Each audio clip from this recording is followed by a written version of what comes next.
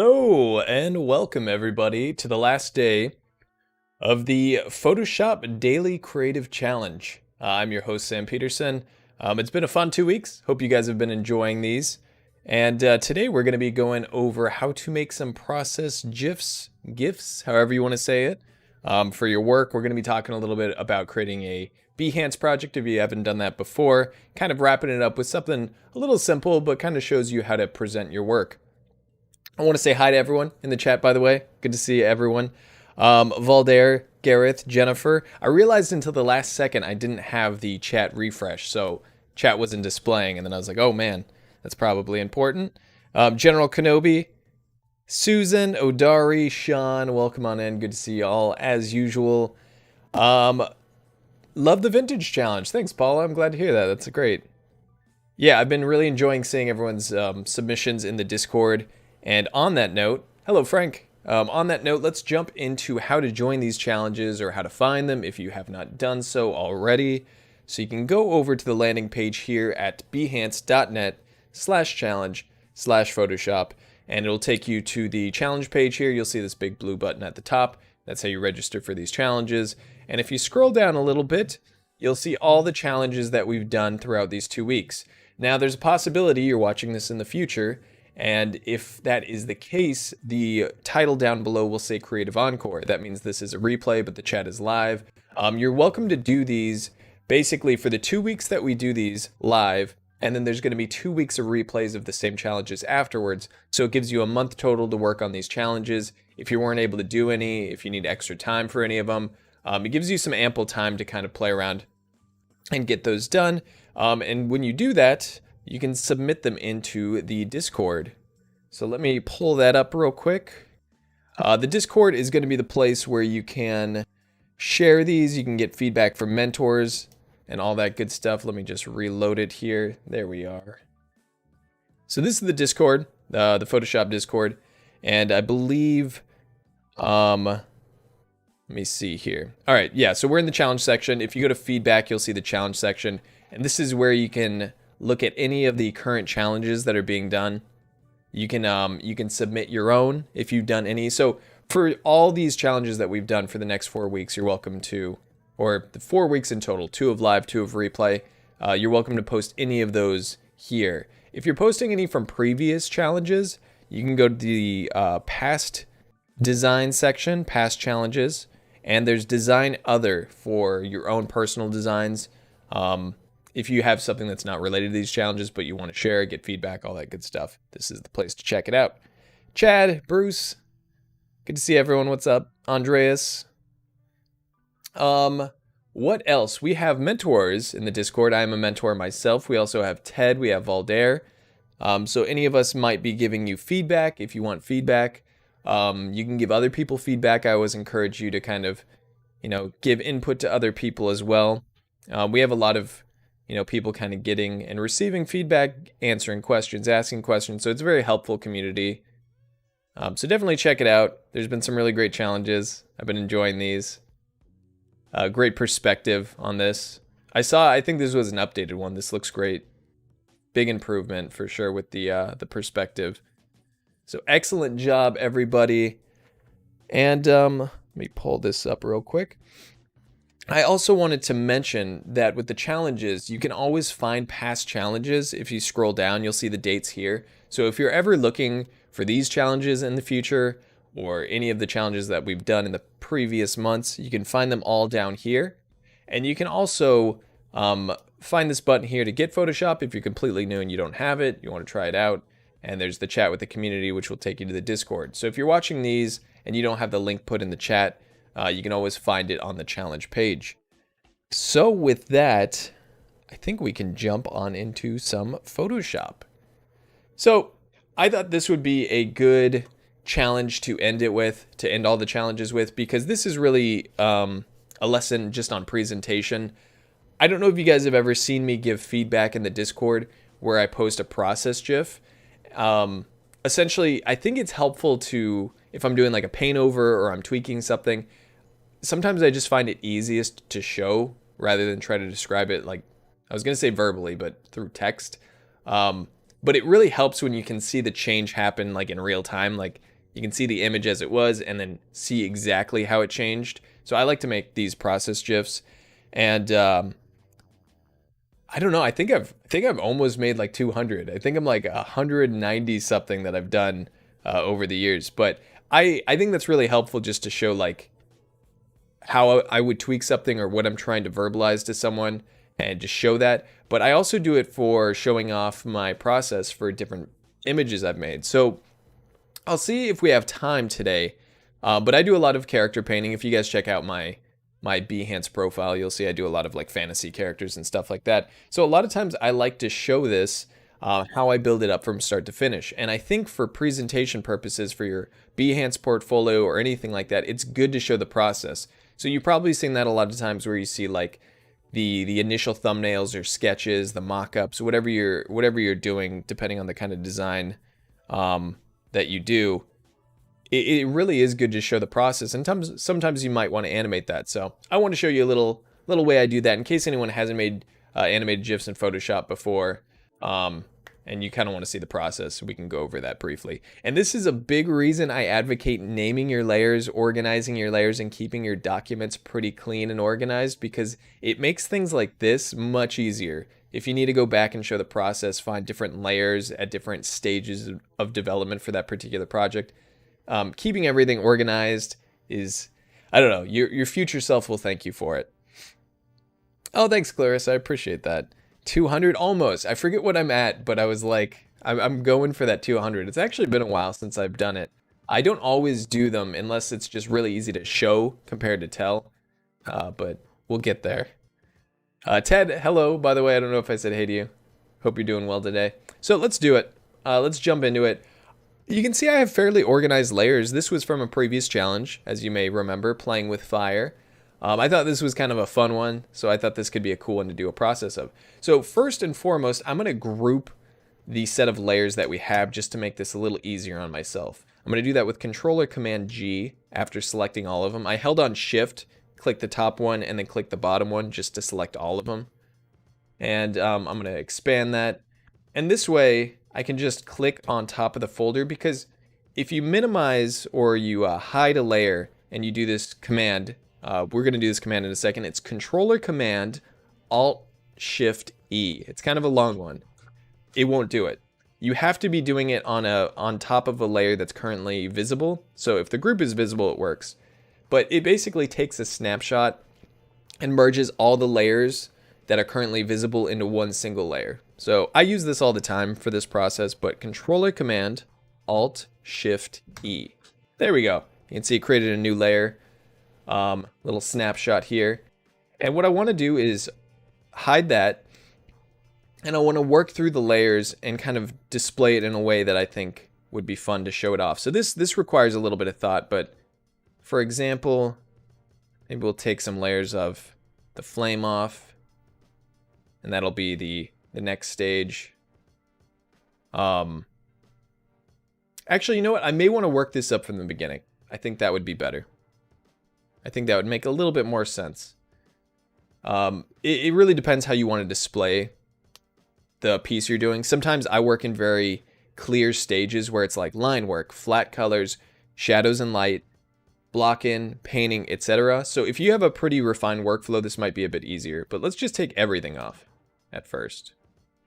I want to show it from the very beginning.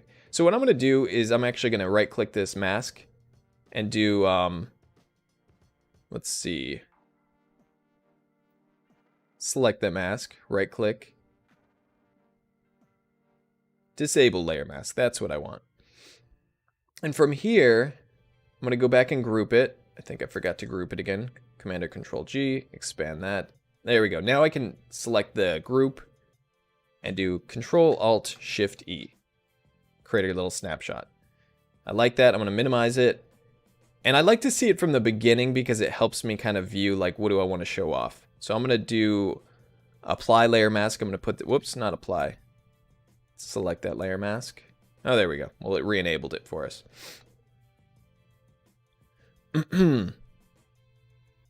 So from here, maybe I just want to show that I masked it out. I want to show that step of the process. So I'm going to do Control Alt Shift E. It's just a hotkey that I have like muscle memory down for, and I'm going to bring it on top of the other one just to keep it organized. And you can kind of see from here, what do I want to show off? I think I want to show off the flames next. So I'm not necessarily doing it in the exact order that I have it in the document, but I'm kind of doing the order that I created it. I think the first three looks kind of cool. So once again, group, click on the group, Control Alt Shift E, bring that up. It's a fairly repetitive process, as you can see, but it's really just about showing off like the major steps that you want to show. So I think that's a good place. I want to show like 3 layers of flames being created. Control or Command Alt Shift E, bam. Hide that, and then I think the last bit of the flames will look pretty good. So that looks good to me. Same thing, click the group, do our little hotkey, bring that at the top. Now I'm not sure how many layers this is going to be. It's really up to you on what you're trying to kind of show off, and how big you want the file size to be. But from here, we did our little flame. I think that's a great step where you can kind of see the glow from the flames in context and why we did that and how it changes the picture. And then I think that's pretty much it. We got the shadow and then we got the eyes. I'll just put both of those together. And that is it. So our hotkey, bring it to the top. And I think that will look pretty good. So I'm going to delete all the other layers. It's not a bad idea to like rename the document when you're doing this to like process GIF, like playing with fire process GIF. Just because I am deleting layers because we only want the frames that we're going to use. So I'm going to unlock these 2 top ones, delete that. I think this group isn't locked, so I'm just going to shift select all of it, delete. And now we have only the layers that we want. We can kind of take a look and see how those come across. So I think that's pretty good. Cycle through it, kind of see what the process looks like. I like that. That's pretty good. So from here, we want to animate this as a GIF. And how do we do that? We go to Window up at the top, and then you go to Timeline, and it brings up this little timeline here. And if you click this arrow, you'll see we can create a video timeline or create a frame animation. We want to leave it on frame animation, then we want to click that button for frame animation. Hopefully my head won't be blocking this too much. I can flip over from side to side if need be. But you'll see we have all the frames here. I mean, we want to create frames from the layers, and there's a handy little tool for that. So if you see the hamburger icon over here on the top right of the tool timeline, or the timeline window, click that and do make frames from layers. Now, I'm probably in the way here, but you can see it created all these. And the settings we kind of want to pay attention to are the seconds involved and the looping amount, which I'm keeping on forever. So if we play that as it is, that's what it looks like. Just one frame to another. But what you can do is you can click on one, shift, hold on shift, and then click, select all of them. And you can change the time here with this little arrow to like, let's try a second. And again, you kind of have to think about how you want to show this to people. I think having a full second is good because you can kind of see these steps cleanly. You can see, okay, he added a few layers of this fire. It was multiple images, added that glow. You can always slow it down. You can even type your own. So if we select these, shift select, do other, I could do like 1.5 seconds. Now they're all 1.5 seconds. I do that sometimes for my personal pieces, just if I want people to see each image a bit more, but that looks good to me. GIF is for those who say girl. GIF, I don't know how to say each one. Yeah, I was wondering if this was gonna start a little bit of flame war in chat. You know, I didn't mean to come in to this last challenge with such a controversial topic. GIF, you know, either one, whatever you say. I just want to pick one. My hope is just that someday we can live in a world where people who say GIF and people who say GIF can all just get along in harmony. So that's my dream for today, for today's challenge. If you go up to File, you can go to Export, and we can do Save for Web. That's what we're gonna do. To set up in the middle, yeah. I'll bounce around if I need, but hopefully that was pretty clear. I'll say GIF. Yeah, that's what I do sometimes, just to either anger everyone or please everyone. I'm not really sure. All right, so from here, the settings that I want to keep, we'll go over some of the settings. I have them kind of in like the highest quality. It depends on what file size you want to go to. So we're getting dangerously high here. It's 7.5 megabytes.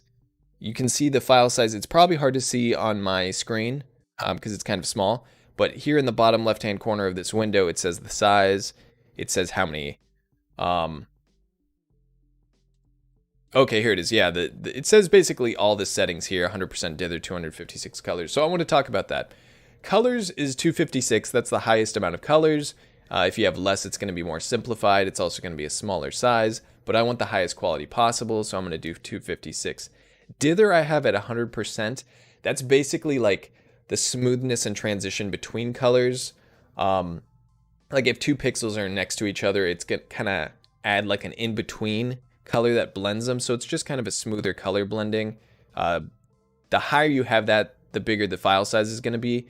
If I lower the dither, you can actually see the file size will drop. It's loading. Yeah, it dropped significantly, 4.8 megabytes. But I want to keep it tops. Now, one thing to consider when you're doing this is that Discord, I think, caps off at 8 megabytes. So if you want to post this to Discord, you want to keep these things in mind just to make sure you're going to be able to post it where you need to. So this looks good to me, 256, 100% dither. You want to keep the looping animation forever here at the bottom. And I think that looks pretty good. So I'm going to do save. And then we'll do playing with fire GIF. And I can save it there. It'll take a moment. Oh, another thing I forgot to mention once it's done loading is you can make these smaller. So this is a full resolution file. 3000 pixels, 3500 pixels tall. Not necessarily the size it needs to be just for an animation. It depends on you and your purposes. But if I was just posting this to Discord, I would maybe put it at like 1500 height or 2000 pixels tall. But that's going to be a large part of the reason that this is a bit of a larger file size. We're almost hitting that 8 megabyte cap. And we don't have that many frames. We only have 7 frames, so I don't think that's a big part of it. So here we go. It's in my folder. Pop it up. We got our little process. So hopefully that was helpful. I want to go over really quick, how I might do this for a piece that I work on normally. So for this Mind Flayer Bard, I like to keep my layers pretty organized. So this is the finished piece. So I'm just going to select this folder and do that Command or Control Alt Shift E. And what I like to do here is I slowly just take off layers. So I start with a finished piece. Those are the adjustment layers. It's not a big enough change. How about this? How about between this layer and this? And I actually take these snapshots of layers. Like I'll merge layers down into a single, I'll merge a bunch of layers down into a single layer just to keep it organized. I think that looks pretty good. So I'm gonna Control or Command Alt Shift E. We got another one. You can kind of toggle between them to see, is that the change I want to show? That's pretty good. But you'll see these are merged layers. Maybe you can't see that because my big old head. I merge these down. I usually name them. I'm not so good here, but I'll name it like the major stages. The flat colors, block in, all these things. So if you have a refined workflow, it's good to keep this in mind while you're working, in case you ever need to send the files to other people, in case you need to go back and do something with the file later to show it for presentation purposes, any of that stuff. So I kind of try to keep these major stages because I specifically like to be able to show this stuff off if I need to. That's a good step. Go back up to the folder, Control Alt Shift E. And that's pretty much just what I do. I'll click it on and off. That's a cool stage. So I'll go do this. And it's kind of a repetitive process, like I said, but once you get it down, you can do it really quick. You can just cycle through all these. That looks good. Take a quick snapshot, put it in the pile. Oh, whoops. I got to make sure to undo that. And then I think the only thing I'm missing here from this personal piece is the lighting. I like to show the lighting in one pass. So there's just the flat colors. We can take away the platform. I can undo some of the painting in the background. And so this just makes it really easy to show the different major stages of each part of my painting. I think from here, it's really just take off the background. And the last step is the lines. So now, snapshot that the way we did before. And I got this little process. And I think you can kind of click it on and off here and see if it looks good. But I think those are all pretty decent changes that show the development of this piece from start to finish. So if anyone hadn't seen my process before, well, now you have. And I think it's fun to make these. And you know, you can put them in your Behance project or anything like that. So lines, flat color, lighting, painting block in, you know, some details and patterns. And this is just painting and refining these last two layers. So I can go back, and you have to make sure there's nothing locked in your folder. It won't let you delete it. And again, I don't like to do this on the original document, so I usually make a backup document for the animation specifically, because that makes me scared.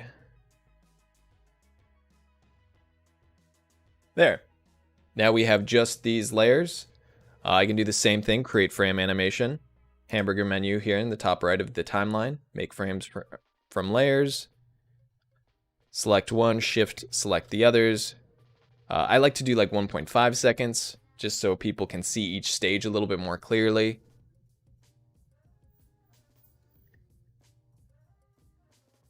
And that is it. So I can export this as well.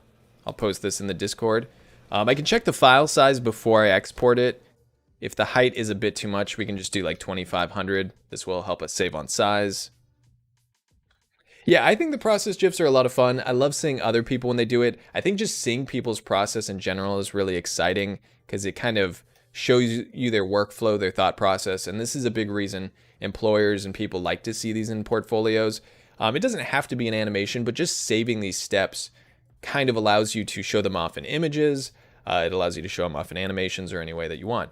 So I would just go to export, save for web, save it as, and keep these same settings. You can also save these presets if you like. So lastly, before we run out of time, I do want to talk about creating a Behance project. So if you have not done this, this is the perfect time because we've done all these challenges. You know, maybe you've done all of them, maybe you've done a few, but it's great to share this on Behance. So if you go to your portfolio here, and this is mine, you can do share work up at the top, and I'll click project. So from here, we can put any of our images in that we've done throughout these 2 weeks. Let me see here. What do I want to pull up? I'll put my whole project on so you guys can see this after today. I'm going to share all of these, but maybe I'll just click a couple of these.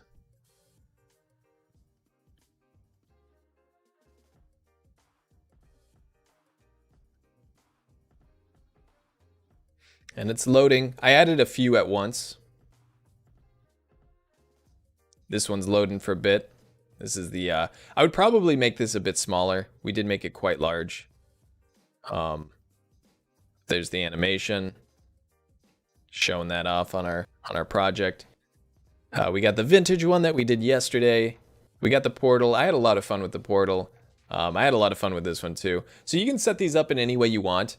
But I wanted to give you a heads up that you can insert, you know, you can put titles up here if you do text. You can put images. So we can enter some text here. Project 1. You could put images up here if you want to make the titles kind of fancy. But you can change the font. You can change the size. You can put it as a header. You can orient in the middle. There's a lot of great flexibility with portfolios on Behance. I've always enjoyed uploading to these because it's a lot easier than some other platforms I've used, but they give you a lot of flexibility. You can go in here, you know, you can do like project to the portal, portal. And like I said, there's some nice text options here, but you could do like fancy text headers. I highly recommend looking at good Behance portfolios. There's some awesome ones from people who participate in these challenges. If you just browse Behance, you'll see different ways and clever ways people present. Presentation is a big part of kind of like showing off your work and, you know, producing work. And if you have a portfolio or a website or anything like that, it's sometimes an overlooked area. It's something I've had to learn more about moving, you know, like from the beginning, I was so concentrated on my art, I didn't really focus much on presentation, but it's huge. So look up inspiration, find reference, you know, all that stuff. And that's how you do it. Hopefully that helps. You can always continue, save as draft, and all the options are here on the right. But I do have to head out. It is time, guys. Thanks so much for joining me for all these challenges. I've really had a good time. I hope you've enjoyed them as well. I will see you in the Discord. Definitely share your designs there. And you guys have an awesome weekend. See you next time, everyone. Great job.